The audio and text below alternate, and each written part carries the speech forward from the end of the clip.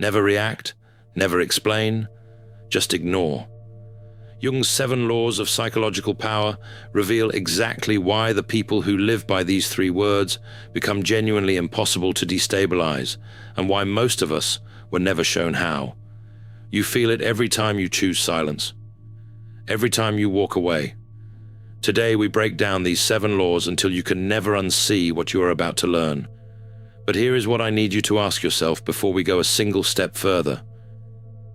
Have you ever felt like you were simply too much for the room you were standing in? Like your thoughts were running 3 levels deeper than whatever conversation was happening around you? Like you were watching a movie that everyone else believed was real life, and you were the only one in the theater who could see the projector running behind the screen? If that question landed somewhere in your chest just now, then I made this video specifically for you. Stay with me.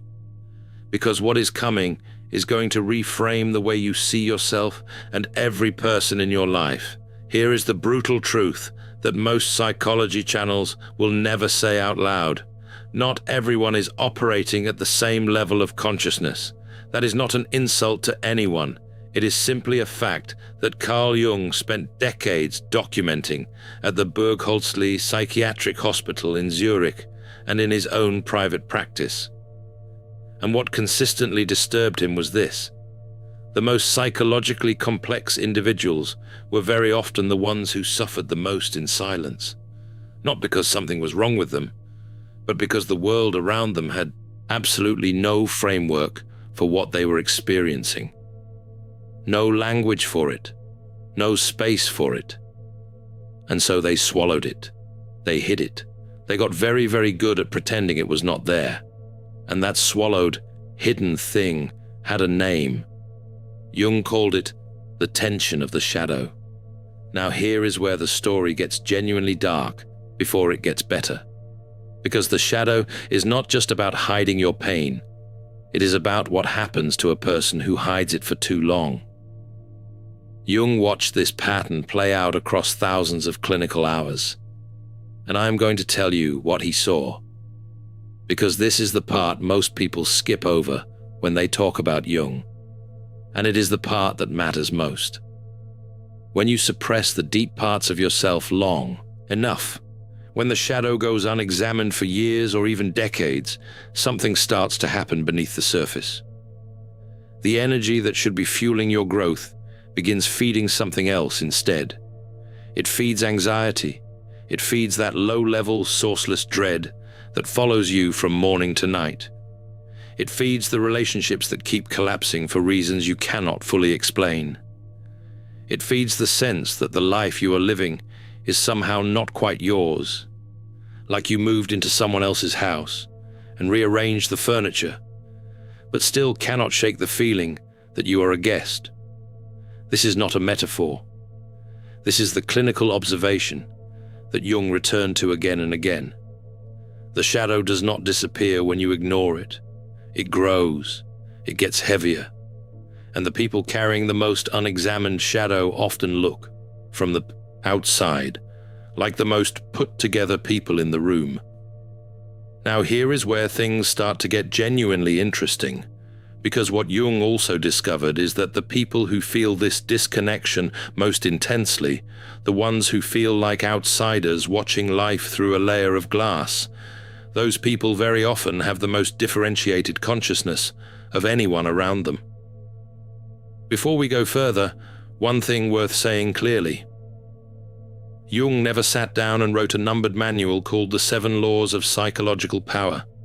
What we are working with here are 7 core principles drawn from the authentic pillars of Jungian analytical psychology, organized in a way that shows how they connect to each other and to your actual daily experience. The concepts themselves, the shadow, individuation, the transcendent function, these are the real foundations of a lifetime of clinical work.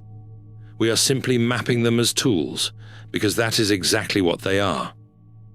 And the first of these principles is the one that explains why you are watching this video in the first place. Differentiated consciousness is exactly what it sounds like, but its technical meaning in Jungian psychology is more specific than the words alone suggest. Jung identified 4 core psychological functions in every person: thinking, feeling, sensation, and intuition.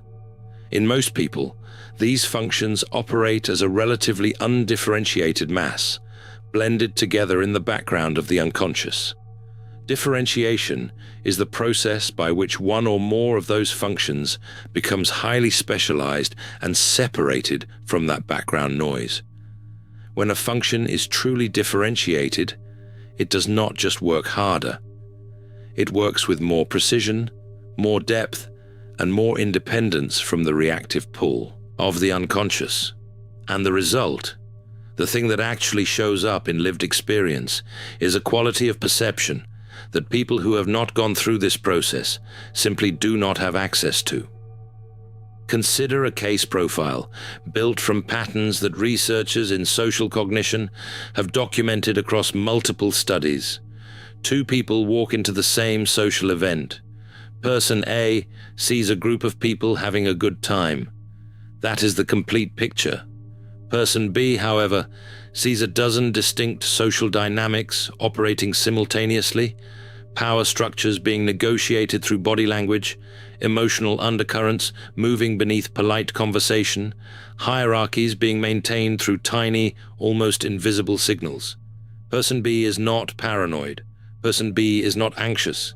What person B has is a differentiated psychological function, most likely intuition or feeling, that is processing the room at a level of resolution that person A's undifferentiated functions simply cannot match. That gap in resolution is differentiated consciousness, and carrying it is exhausting, but it is also the absolute foundation of everything we are going to cover today. Because here is what nobody ever tells people who carry this level of perception.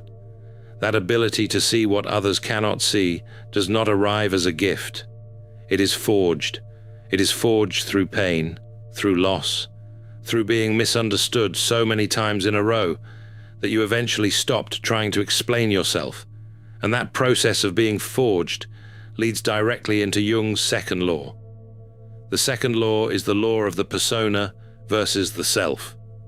The persona, in Jungian psychology, is the mask you wear for the world, the version of you that shows up to work, to family, dinners, to every social context where performance is expected. It is not a lie, exactly, but it is curated, it is edited, it is the acceptable, presentable version of who you are. There is nothing inherently wrong with having a persona. Every human being has one. Empaths aren't broken, they're alchemists in progress. The Alchemist's Path gives you drills, Jung-based boundaries, and 3 exclusive chapter videos to turn overwhelm into clarity. By Surreal Mind, 236-page downloadable ebook, in stock. Begin now at thesurrealmind.com. The problem arises when you begin to confuse your persona with your actual self, when the mask becomes so familiar that you genuinely forget there is a face underneath it. Jung called this persona identification.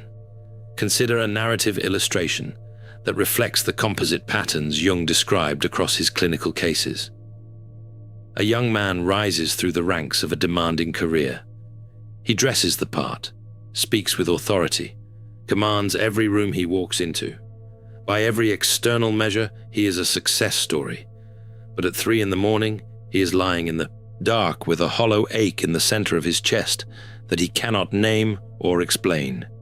He has everything society told him would make him feel whole, and yet something essential is missing.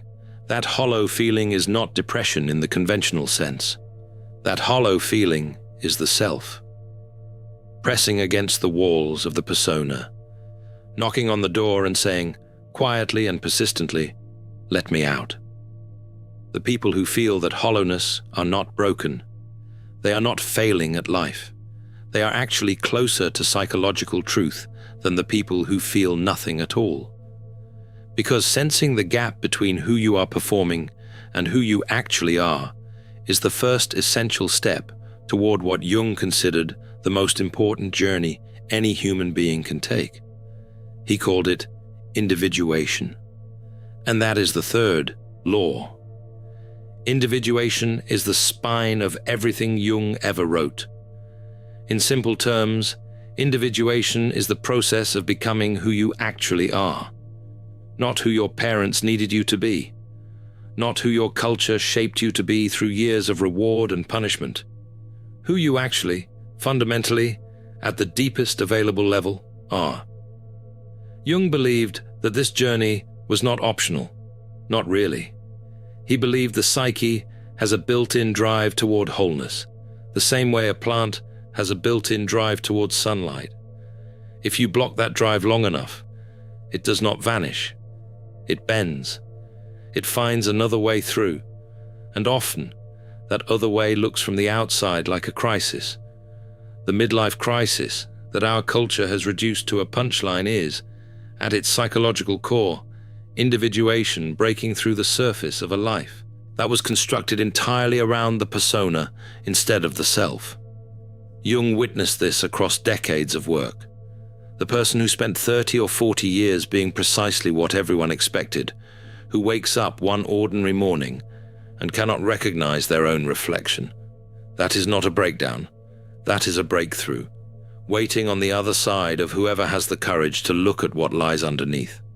Not the grand, dramatic kind of courage, the quieter, more persistent kind. Psychological power, real psychological power of the kind Jung was documenting, is not about domination. It is not about volume or status, or the size of your presence in a room. Jung was clear on this. True psychological power is internal. It is the power that comes from knowing yourself so completely that nothing external can destabilize you. Nothing external can make you react from a place of unexamined emotion. Nothing external can make you feel the urgent need to explain yourself to people who were never genuinely asking. Because when you are fully rooted in your actual self, you do not need to prove anything to anyone. You have already had that conversation with the only person whose confirmation has any real weight: yourself. And that brings us into the fourth law, the law of active imagination. Active imagination is not daydreaming. It is not fantasy or escapism. Jung developed it as a clinical technique, a deliberate practice of entering into a conscious dialogue with the unconscious parts of the mind. And the word active in that name is doing serious work. This is not passive observation. Jung was explicit that the ego, the conscious self, must stay fully awake and engaged throughout the entire process. It cannot simply watch the images as though they were a film. It must step into the scene, confront the figures that arise, argue with them if necessary, push back, ask hard questions, and hold its ground when the unconscious tries to pull it under. The goal is not surrender. The goal is synthesis. It is through that active, sometimes uncomfortable engagement between the conscious mind and the material rising from the unconscious that something genuinely new becomes available. In practical terms, it means sitting in genuine quiet, allowing images and figures to arise without forcing their direction, and then entering into them as a full participant, not watching from the outside, speaking, responding, refusing to be a passive audience to your own inner life. Think about it from this angle. Your unconscious mind has been running in the background of your existence for as long as you have been alive. It has been collecting data. It has been processing every experience you have ever had, including the ones your conscious mind decided were too painful to hold. It has been drawing conclusions and forming connections that your conscious mind has not yet caught up to. Active imagination is the practice of sitting down with that part of yourself and genuinely listening to what it has to say. Jung himself maintained a detailed private journal of his own active imagination sessions, which he called the Red Book. He kept it locked away from the public for decades. It was not published until 2009, nearly 50 years after his death in 1961. When psychologists and scholars were finally able to study it, the response was striking. This was not the record of a man losing his grip on reality. This was the record of a man going deeper into the structure of his own psyche than almost anyone before him had been willing to go. A map being drawn in real time from the inside of the territory. But here is what almost no one who talks about active imagination ever tells you. And I want you to pay close attention here, because this is the piece that changes everything about how you relate to your own inner life. The people who practice this consistently do not just get calmer or more self-aware in the ordinary sense. What actually happens is far more specific than that. They start to become immune to manipulation, not through defensiveness, not through walls, through clarity. Because when you have spent genuine, sustained time in dialogue with your own unconscious, you stop being confused about who you are. And when you are no longer confused about who you are, other people's attempts to define you, destabilize you, or rewrite your story simply lose their grip. They slide off. Not because you are hard, because you are clear. That clarity is what the map of active imagination builds. And once you begin drawing it, you inevitably encounter the fifth law. The law of the collective unconscious. Jung did not invent the concept of the unconscious mind. Sigmund Freud had been working with that territory for years before Jung arrived. What Jung contributed, and what made his contribution genuinely revolutionary, was the discovery that below your personal unconscious, below the layer of your own private memories and repressed experiences, there exists an even deeper layer.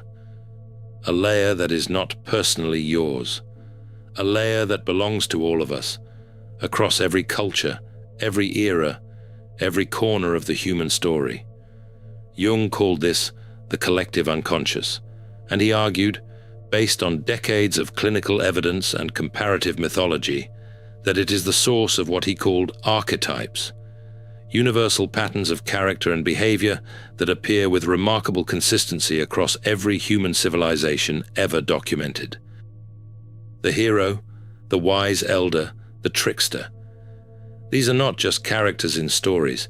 According to Jung, they are structural templates built into the human psyche at a level so deep they predate language, predate culture, predate any written record of human life on this planet. When you encounter one of these archetypes in a dream or in a piece of music that moves you, far more than the surface content justifies, you are being touched by something genuinely ancient, something that belongs not just to you, but to the entire human family. Why does this matter in terms of practical psychological power? Because understanding the collective unconscious is what allows you to stop taking things personally. When someone projects their shadow onto you, when someone attacks you, or tries to diminish you, or systematically misunderstands you, it is almost never about you specifically. It is about the archetypes they are carrying, the unresolved patterns running in the basement of their own unconscious. When you genuinely understand this, you stop reacting from the surface, because you can see what is actually happening underneath it. You see the projector, not just the movie it is playing. And speaking of projection, that is the sixth law. Projection is when you take a quality that genuinely exists inside yourself, one you have not fully acknowledged, and you unconsciously place it onto another person. A person carrying unacknowledged jealousy might consistently accuse others of being jealous of them. Someone who does not yet believe in their own intelligence might project it entirely onto a mentor, placing them on a pedestal no actual human can maintain.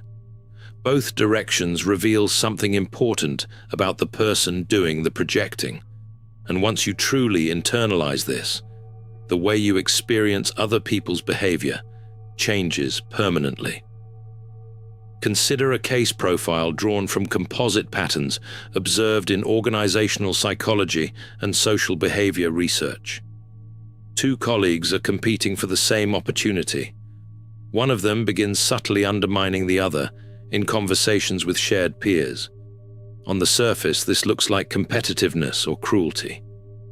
But underneath, the surface behavior, at the level where projection operates, The person doing the undermining is revealing something about their own interior world, their own unacknowledged fear, their own insecurity, their self-doubt, dressed up and directed outward onto the person they perceive as a threat. When you can see this clearly, what you feel is not anger. It is something much closer to compassion, the strong kind, the kind that comes from understanding what is driving the behavior, from seeing the wound underneath the weapon. Their narrative about you is a story they are telling about themselves. That understanding is the ground from which the final and most advanced of Jung's 7 laws operates. The law of the transcendent function. The transcendent function is Jung's term for the psyche's natural capacity to move beyond conflict, not by suppressing one side, not by silencing one part of yourself, but by generating something entirely new, something that was not available before the conflict arose. Jung described this as the productive tension of opposites, the tension between your conscious mind and your unconscious, between who you know yourself to be and what you have not yet discovered about yourself, between the person you have been and the person you are becoming. That tension is not a problem to be eliminated. It is a creative force, and when you develop the capacity to hold that tension without collapsing into either side, something remarkable happens. A third option materializes. A resolution that neither side, operating alone, could have produced. Now I want to tell you something about the people who never reach this point, because this is the part most psychology content refuses to go near, and I think that refusal is a disservice. What strikes me most in Jung's clinical observations is not the descriptions of people in crisis. It is the descriptions of people who were not. People who went through their entire lives without ever engaging the shadow, without ever attempting individuation, who were, by every surface measure, perfectly fine, functional, respected, and who arrived at the end of their lives carrying a grief they could not name and had never been given language for, the grief of a self that was never fully inhabited. Jung believed this was the most common form of human suffering, not dramatic breakdown, quiet unliving. And that is what makes the 7 laws urgent. Not self-improvement urgent, not productivity or performance urgent, existentially urgent, because the clock runs in one direction, and the longer the shadow goes, unexamined, the longer the persona is mistaken for the self, the longer the individuation journey is deferred in favor of what is comfortable and expected, the more of your actual life passes by unrealized. And unlike most things you can lose, you cannot get that back. I am being direct about this because I think you deserve it. Not everyone watching this is in crisis. Most of you are not. But some of you are sitting right now in exactly that quiet place. The place where everything looks fine from the outside and nothing feels right on the inside. What you are feeling is not ingratitude. It is not weakness. It is the self, making one more attempt to get your attention. And what I find most striking about Jung's clinical observations is not how dramatic the people in crisis were. It is how ordinary the people who never answered that call looked. From the outside, they seemed fine, but internally, something essential had been permanently deferred. The question is whether you are going to answer it this time. Think about the people in your life who seem truly unshakable, not because they are numb, but because they possess a depth of center that surface events simply cannot reach. They do not react to provocations the way most people do. They do not feel the compulsion to explain every decision to every person who questions it. And they are not cold or indifferent. They have done the internal work. They have engaged honestly with their own shadow, moved through the discomfort of individuation, practiced active imagination, recognized projection in themselves and in others, held the tension of opposites long enough for the transcendent function to produce something new. And through that entire process, they have been given something no external circumstance can take away from them. They have been given themselves. I want to slow down here. If you are sitting with thoughts about the times you suppressed parts of yourself to fit in, about the version of you packed into the shadow because the world was not ready for it, about the mask you have been wearing so long that you sometimes genuinely forget there is a face underneath it, what you are feeling right now is not weakness, it is recognition. And recognition is where every genuine transformation begins. The fact that this resonates is not a sign that something is wrong with you. It is a sign that you are awake. Most people never arrive at this kind of self-reflection. Most people go through their entire lives reacting to the surface of everything, never knowing that the low-grade discomfort they feel when they are alone with themselves in a quiet room is actually the sound of their own potential pressing on the door from the inside. Jung believed that the people who feel the call of the unconscious most strongly, who feel the tension between the persona and the self most acutely, who carry the persistent sense that the life they are living is not quite the life that belongs to them, those people are the ones most equipped to do something significant with that tension. Not because they are special in some vague motivational sense, but because their psychological architecture has the capacity to hold more, to process more, to integrate more complexity without fragmenting. And the world needs people with that capacity right now, genuinely and urgently. Here is where the experience of being an outsider transforms into something larger. Being psychologically differentiated is not a wound, it is an evolutionary advantage. Jung described the development of individual consciousness as one of the central tasks of the entire human species. He believed that every person who committed to individuation was contributing something real to the collective evolution of human awareness, not merely for themselves, for everyone who came after them. Every time you choose not to react, when every nerve in your body wants release, every time you sit with your own shadow instead of projecting it outward, every time you hold the tension between who you are right now and who you are becoming, you are doing something that extends far beyond your personal psychology. You are advancing the project of consciousness itself. The internal work of one person radiates into every relationship they touch and every space they inhabit with their full self. Now let us go back to the title of this video. Never react, never explain, just ignore. Because I want to be completely honest about what those words actually mean. Because it is easy to hear them as a prescription for coldness, for emotional distance, for winning, by simply refusing to care. And I think that reading does real damage to people. It mistakes the surface behavior for the underlying practice. When Jung's framework points toward not reacting, it is not pointing toward suppression. It is not pointing toward social withdrawal or emotional shutdown or the performance of indifference. That is just another form of the shadow under different packaging. What it is pointing toward is the space between stimulus and response. Viktor Frankl, whose own work on human meaning was shaped in part by the Jungian tradition, wrote about this space as the precise location of human freedom. The moment between what happens to you and what you decide to do about it. That space is where your actual power lives. And the larger that space becomes through practice and self-knowledge and individuation, the more genuinely free you are from the moment-to-moment tyranny of your own unexamined reactions. This matters more than it might seem at first. Jung's transcendent function does not work without this space. That is the principle that generates a third option from the tension between two opposites, but it only becomes possible if you do not collapse the tension prematurely by reacting.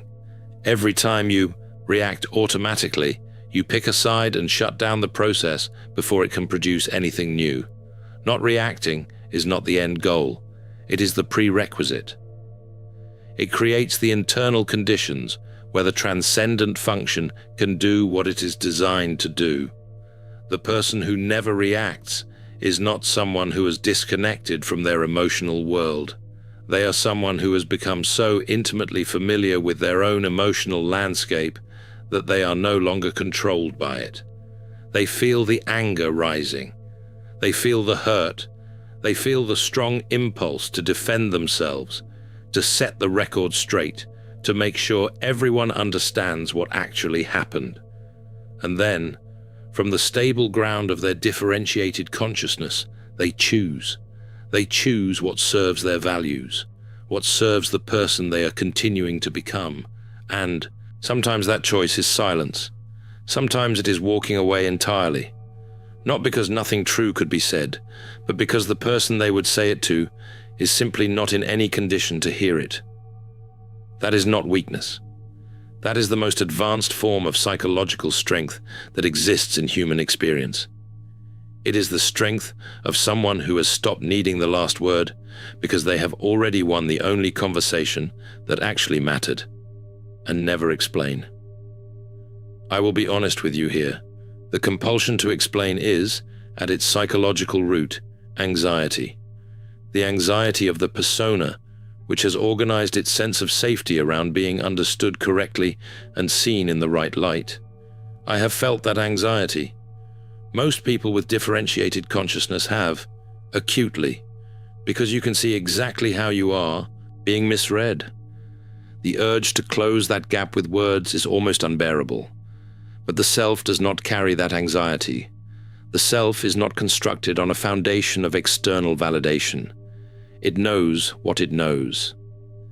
The people who truly need to understand you will find their way to understanding. And the people who will not, no amount of explanation will close that gap. Your energy belongs to the inner work. And just ignore. In the everyday sense, to ignore something means to pretend it does not exist. But in the psychological sense, it is the conscious choice to redirect your attention toward what actually matters. The provocation is real. The criticism is real. You are not building a denial. You are simply choosing not to feed it with your attention. Because attention is not neutral. Attention is energy. And wherever you direct your attention, you give power to that thing. The person who spends 15 years of their life in consuming resentment about a past wrong is not only a victim of that original wrong, they are also a participant in maintaining its hold over their life. Every time they replay it, every time they explain it to someone new, every time they use it to justify a limitation they have placed on their own growth, they are giving that wound their power. To ignore, in the deepest Jungian sense, is to reclaim that energy, to bring it home, to direct it toward the construction of who you are, rather than the maintenance of who you were hurt into being. I want to speak now to the people watching this who are somewhere in the middle of that work, not at the beginning, where the pain of the old life is still providing all the motivation needed to move, not at the end, where the new life has taken enough shape that the benefits are becoming visible. In the middle, that strange and disorienting space where the old life has already been released, but the new life has not yet arrived. Where you are standing in empty space with nothing certain in front of you, with only the sense, more felt than known, that this process is real and the journey is worth it. This theme runs through Jung's writings on psychological transformation with such consistency that it amounts to a quiet warning he left for anyone on this journey. The most dangerous moment is not the beginning.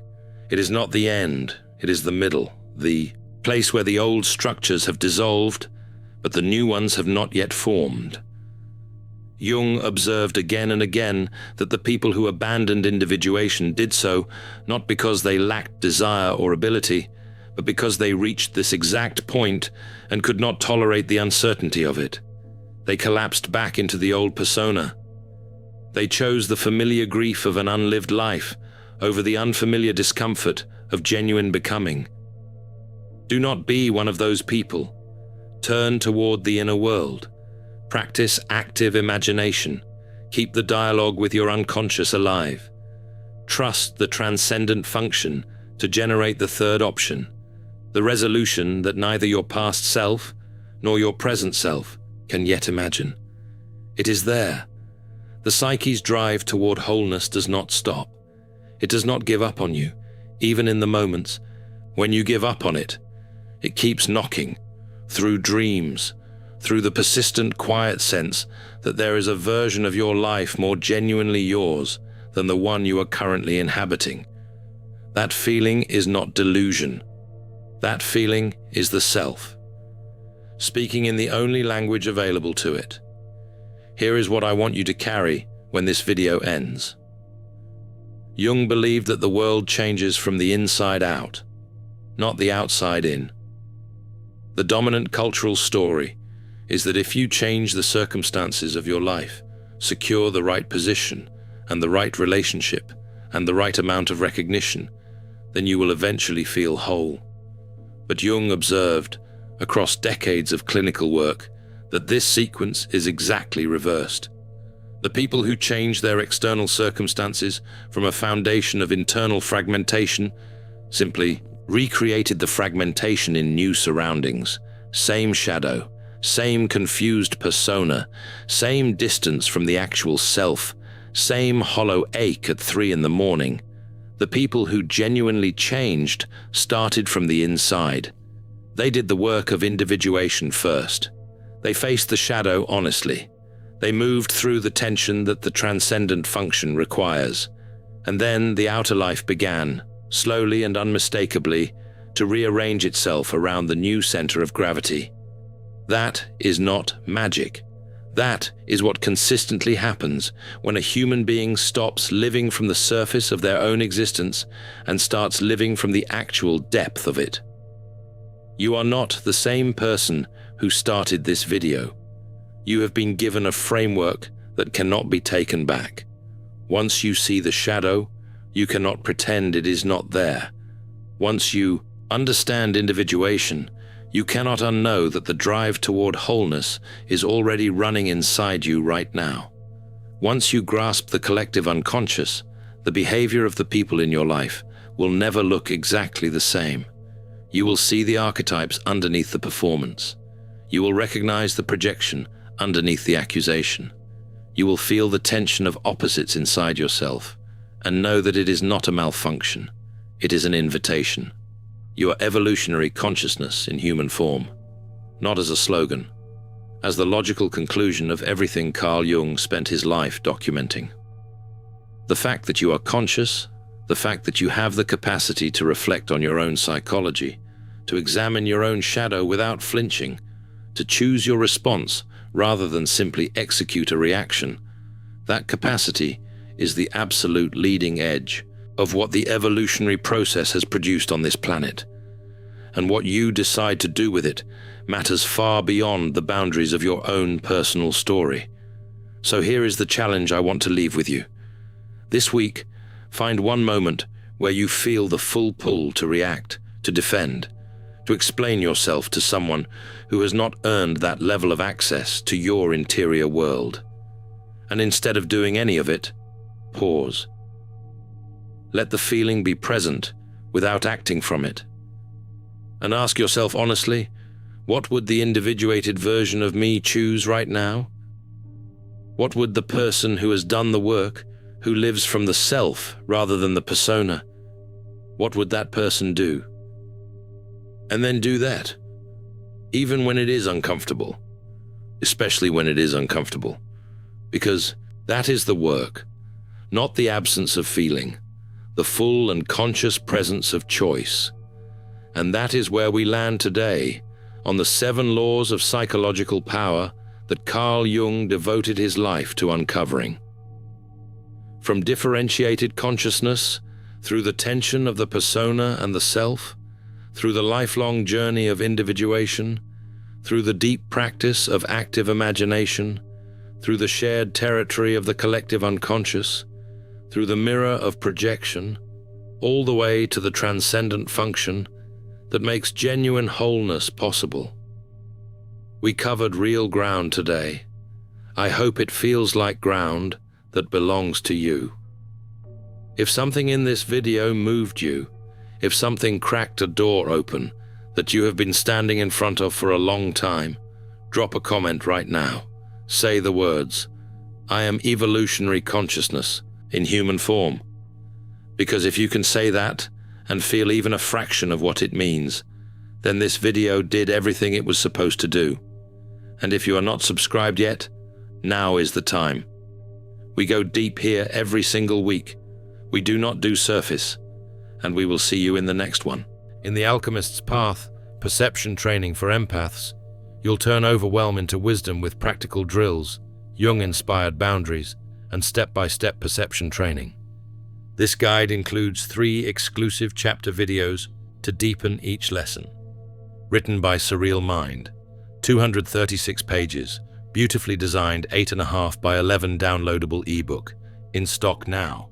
Start your training today. Feel deeply while thinking clearly. Get The Alchemist's Path at thesurrealmind.com.